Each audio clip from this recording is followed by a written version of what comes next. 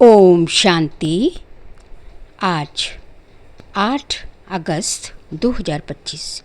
आज के ईश्वरीय महावाक्यों में हमारे परमपिता परमात्मा शिव कहते हैं, मीठे बच्चे सदा इसी खुशी में रहो कि हमने 84 का चक्र पूरा किया। अब जाते हैं अपने घर, बाकी थोड़े दिन ये कर्म भोग है। सदा इसी खुशी में रहो कि हमने 84 का चक्र पूरा किया। अब जाते हैं अपने घर, बाकी थोड़े दिन ये कर्म भोग है। प्रश्न: विकर्माजीत बनने वाले बच्चों को विकर्मों से बचने के लिए किस बात पर बहुत ध्यान देना है? उत्तर है, जो सर्व विकर्मों की जड़ देह अभिमान है, उस देह अभिमान में कभी ना आए, ये ध्यान रखना है। इसके लिए बार बार देही अभिमानी बन बाप को याद करना है। अच्छे और बुरे का फल जरूर मिलता है, अंत में विवेक खाता है। लेकिन इस जन्म के पापों के बोझ को हल्का करने के लिए बाप को सच सच सुनाना है। ओम शांति। बड़े ते बड़ी मंजिल है याद की। बहुतों को सिर्फ सुनने का शौक रहता है, ज्ञान को समझाना भी। ज्ञान को समझना तो बहुत सहज है। 84 के चक्र को समझना है, स्वदर्शन चक्रधारी बनना है। ज़्यादा कुछ नहीं है। तुम बच्चे समझते हो, हम सब स्वदर्शन चक्रधारी हैं। स्वदर्शन चक्र से कोई का गला नहीं काटते हैं, जैसे श्री कृष्ण के लिए दिखाया है।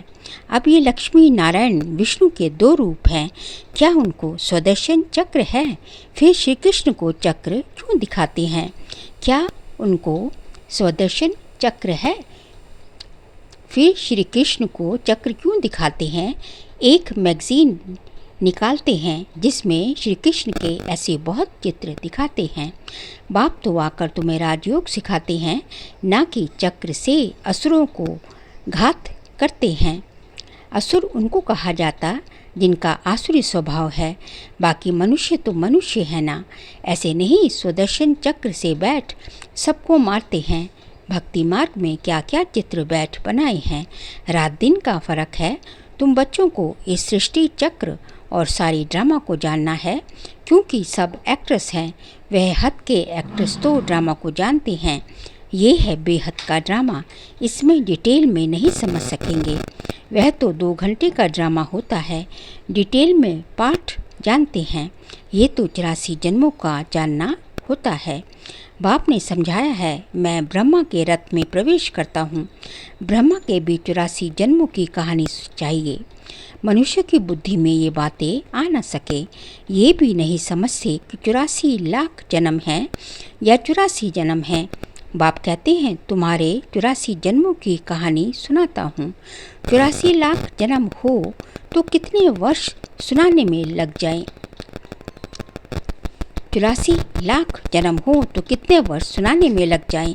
तुम तो सेकंड में जान जाते हो। ये 84 जन्मों की कहानी है। हमने 84 का चक्र कैसे लगाया है।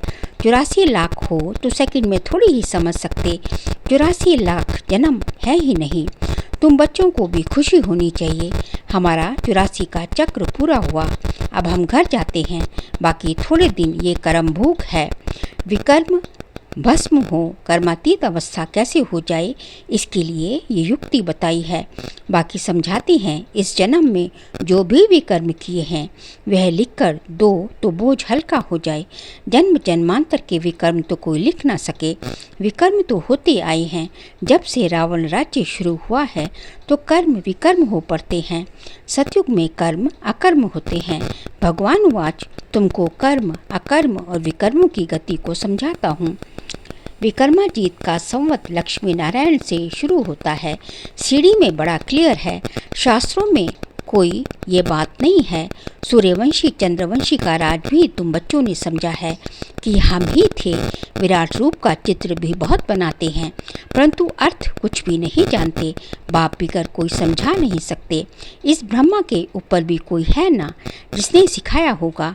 अगर कोई गुरु ने सिखाया होता तो उस गुरु का सिर्फ एक शिष्य तो नहीं हो सकता। बाप कहते हैं, बच्चे तुम्हें पतित से पावन, पावन से पतित बनना ही है। ये भी ड्रामा में नूंद है। अनेक बार ये चक्र पास किया है, पास करते ही रहेंगे। तुम हो ऑलराउंड पाठधारी, आदि से अंत तक पाठ और कोई का है नहीं, तुमको ही बाप समझाते हैं। फिर तुम ये भी समझते हो कि दूसरे धर्म वाले फलाने फलाने समय पर आते हैं। तुम्हारा तो ऑलराउंड पाठ है। कृष्ण के लिए तो नहीं कहेंगे कि सतयुग में थे, वह तो द्वापर के भी बीच में आते हैं। ये नॉलेज तुम बच्चों की ही बुद्धि में है, किसको समझा भी सकते हो। दूसरा कोई सृष्टि के आदि मध्य अंत को नहीं जानते, रचिता को ही नहीं जानते तो रचना को कैसे जानेंगे। बाबा ने समझाया है, जो राइटियस बातें हैं वह छपा कर एरोप्लेन से सब जगह गिरानी है। वह पॉइंट्स अथवा टॉपिक्स बैठ लिखनी चाहिए। बच्चे कहते हैं काम नहीं है, बाबा कहते हैं ये सर्विस तो बहुत है, यहाँ एकांत में बैठ ये काम करो। जो भी बड़ी बड़ी संस्थाएं हैं, गीता पाठशालाएं आदि हैं, उन सबको जगाना है, सबको संदेश देना है। ये पुरुषोत्तम संगम युग है। जो समझदार होंगे वे झट समझेंगे। जरूर संगम युग पर ही नई दुनिया की स्थापना और पुरानी दुनिया का विनाश होता है। सतयुग में पुरुषोत्तम मनुष्य होते हैं, यहाँ है आसुरी स्वभाव वाले पतित मनुष्य। ये भी बाबा ने समझाया है। कुंभ का मेला आदि जो लगता है वहाँ बहुत मनुष्य जाते हैं स्नान करने। क्यों स्नान करने जाते हैं? पावन होना चाहते हैं। तो जहाँ तहाँ मनुष्य स्नान करने जाते हैं, वहाँ जाकर सर्विस करनी चाहिए। मनुष्य को समझाना चाहिए ये पानी कोई पतित पावनी नहीं है। तुम्हारे पास चित्र भी हैं, गीता पाठशालाओं में जाकर ये पर्चे बांटने चाहिए। बच्चे सर्विस मांगते हैं, ये बैठकर लिखो। गीता का भगवान परमपिता परमात्मा शिव है, ना कि श्री कृष्ण। फिर उनकी बायोग्राफी की महिमा लिखो। शिव बाबा की बायोग्राफी लिखो, फिर आप ही वह जल्द जज करेंगे। ये पॉइंट्स भी लिखनी है कि पतित पावन कौन। फिर शिव और शंकर का भेद भी दिखाना है। शिव अलग है, शंकर अलग है, ये भी बाबा ने समझाया है। कल 5000 वर्ष का है। मनुष्य 84 जन्म लेते हैं, ना कि 84 लाख। ये मुख्य पॉइंट्स बातें शॉर्ट में लिखनी चाहिए, जो एरोप्लेन से भी गिरा सके। समझा भी जाता है ये जैसे गोला है, इसमें क्लियर है फलाने फलाने धर्म फलाने फलाने समय पर स्थापन होते हैं, तो ये गोला भी होना चाहिए। इसलिए मुख्य 12 चित्रों के कैलेंडर्स भी छपवा सकते हो, जिसमें सारा ज्ञान आ जाए और सभी सहज हो सके। ये चित्र बिल्कुल ज़रूरी है। कौन से चित्र बनाने हैं, क्या क्या पॉइंट्स लिखनी चाहिए, वह बैठ लिखो। तुम गुप्त वेश में इस पुरानी दुनिया का परिवर्तन कर रहे हो। अननोन वॉरियर्स हो, तुमको कोई नहीं जानते। बाबा भी गुप्त, नॉलेज भी गुप्त। इनका कोई शास्त्र आदि बनता नहीं। और धर्म स्थापक की बाइबल आदि छपते हैं, जो पढ़ते जाते हैं, हर एक के छपते हैं। तुम्हारा फिर भक्ति मार्ग में छपता है, अभी नहीं छपता है, क्योंकि अभी तो ये शास्त्र आदि सब खत्म हो जाने हैं। अभी तुमको बुद्धि में सिर्फ याद करना है। बाप के पास भी बुद्धि में ज्ञान है, कोई शास्त्र आदि थोड़ी ही पढ़ते हैं। वह तो नॉलेजफुल है। नॉलेजफुल का अर्थ फिर मनुष्य समझते हैं। सबके दिलों को जानने वाला है। भगवान देखते हैं तब तो कर्मों का फल देते हैं। बाप कहते हैं ये ड्रामा में नूंद है। ड्रामा में जो विकर्म करते हैं तो उनकी सजा होती जाती है। अच्छे व बुरे कर्मों का फल मिलता है, उसकी लिखत तो कोई है नहीं। मनुष्य समझ सकते हैं जरूर कर्मों का फल दूसरे जन्म में मिलता है। अंत घड़ी विवेक फिर बहुत खाता है। हमने ये पाप किए, सब याद आता है। जैसा कर्म वैसा जन्म मिलेगा। अभी तुम विकर्माजीत बनते हो तो कोई भी ऐसा विकर्म नहीं करना चाहिए। बड़े ते बड़ा विकर्म है देह अभिमानी बनना। बाबा बार बार कहते हैं देही अभिमानी बन। बाप को याद करो, पवित्र तो रहना ही है। सबसे बड़ा पाप है काम कटारी चलाना।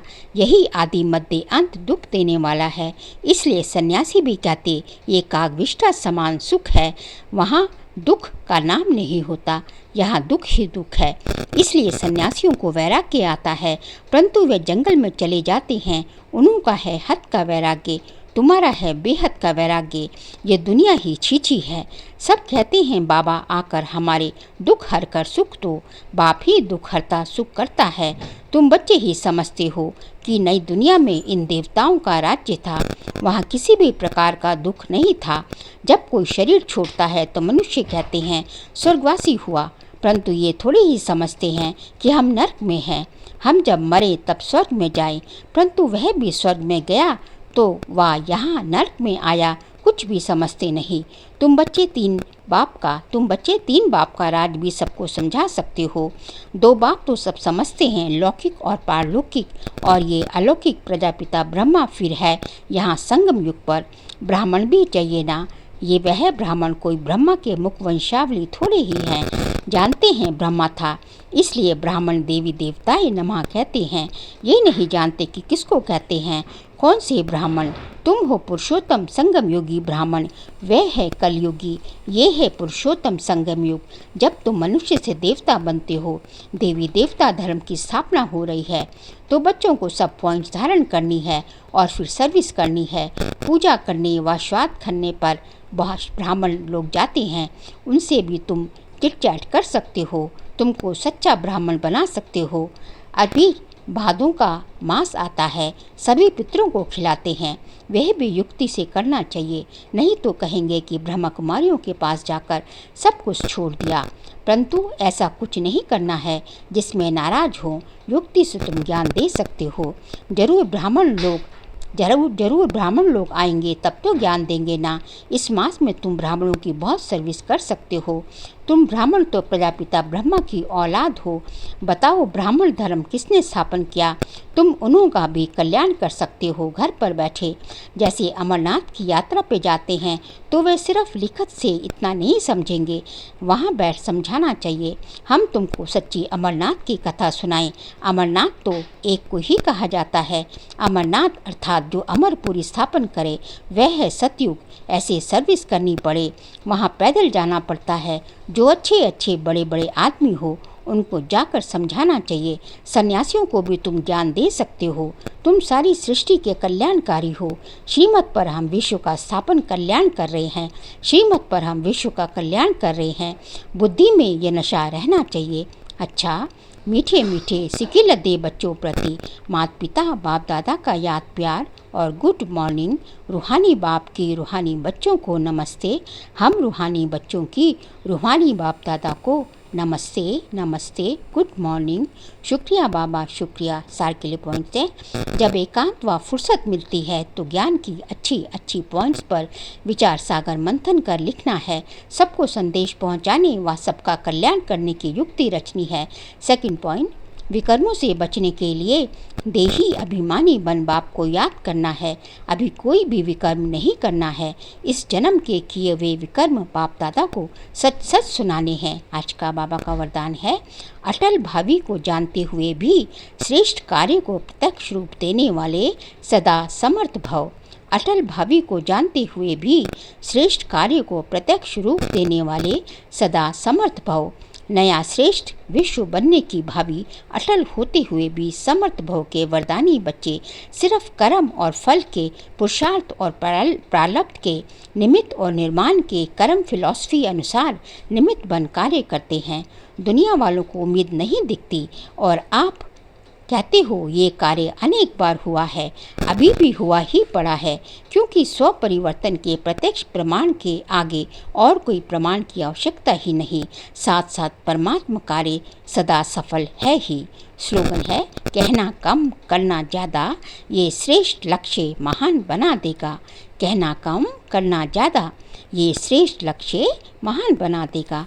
फिर अगस्त मास का व्यक्ति इशारे का सब्जेक्ट है, सहज योगी बनना है तो परमात्मा प्यार के अनुभवी बनो। आज का पॉइंट है, सेवा में व स्वयं की चढ़ती कला में सफलता का मुख्य आधार है एक बाप से अटूट प्यार। बाप के सिवाय और कुछ दिखाई ना दे। संकल्प में भी बाबा, बोल में भी बाबा, कर्म में भी बाप का साथ। ऐसी लवलीन स्थिति में रहे, एक शब्द भी बोलेंगे तो वे स्नेह के बोल दूसरी आत्मा को भी स्नेह में बांध देंगे। ऐसी लवलीन आत्मा का एक बाबा शब्द ही जादू मंत्र का काम करेगा। अच्छा, ओम शांति।